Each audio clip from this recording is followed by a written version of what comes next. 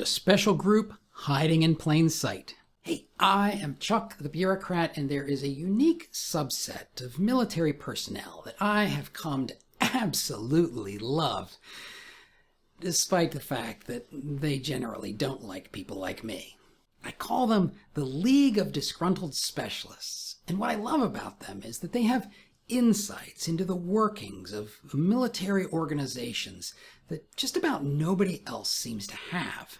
What that means is that any officer or NCO who wants to make better plans or shape better policy, well, there's a huge advantage of listening to these guys. But nobody ever does. All right, what makes this group of people special are a couple of characteristics and the behaviors associated with those characteristics.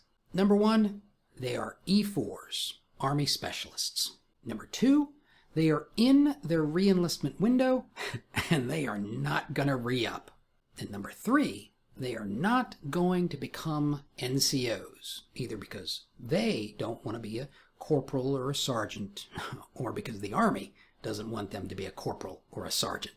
And number four, somehow, some way, someone has screwed them over. It might be a first sergeant who yelled at them a little too much.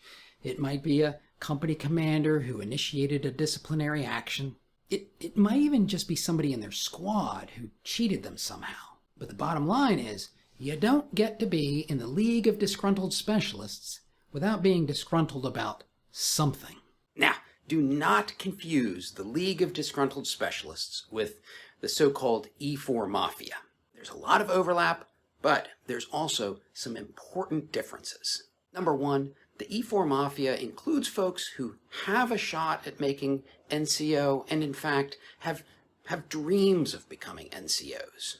Some of that enforcer behavior that you see from the E4 Mafia, well, it's really just an unsophisticated early effort at NCO leadership. And number two, there's members of the E4 Mafia who really like the military life. I mean, they intend to stay in, and therefore some of their behavior is geared towards preserving those aspects of the life that they like. The League of Disgruntled Specialists is distinctly different than the E4 Mafia. Now, this collection of characteristics leads to a couple of behaviors. Number one, they have been around long enough that they actually know quite a bit about how the Army operates. So while they seem pessimistic, it's born of a genuine understanding of what's really going on. Number two, since they're not really in the game of getting promoted, they're also not interested in playing the game of butt-kissing and brown-nosing. They are happy to speak their minds, and frankly, there are few threats that will stop them from doing that. And number three, they tend to have a genuine desire to leave the service better than it is. Although, to be honest, they have some fairly unconventional views about how that would be achieved. All in all, the League of Disgruntled Specialists can be an excellent sounding board for the officer or NCO who has the sense to respect their strengths, the skill to make use of them, and the thick skin to tolerate their brutal honesty. Personally, it is their sarcastic honesty that I've found most valuable over the years. More than once, I've shown a draft document to a couple of specialists, only to discover that that's stupid and it ain't gonna work because, in fact, I would argue that a portion of my success is the result of, let's call it constructive feedback. There was this one lieutenant working for me, and he had this bright idea, so I threw him in a room with a bunch of the League of Disgruntled Specialists. They unearthed so many profane acronyms that you could make out of his plan, and sexual innuendos and double entendres. It just reduced this lieutenant to tears of rage. But we did finally revise the words that he was using so that it couldn't be so easily mocked. The other way that I have enjoyed using the League of Disgruntled Specialists is with cadets.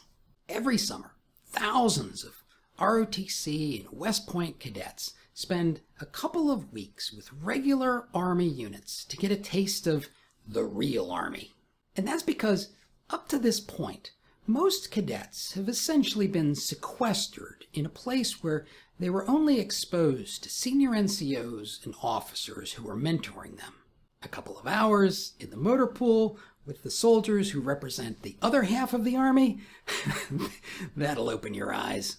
So it seems that a couple of you guys have crawled your way into my comment section, and I just want to say how happy I am to know that such an important part of the Army is alive and well. And I just want to say, keep doing what you're doing. I mean, you don't exactly make the brass happy, but I'm pretty sure that was never your goal. Plus, if you ever feel like you need just a little help from an old bureaucrat, let me know, because I think I owe you one.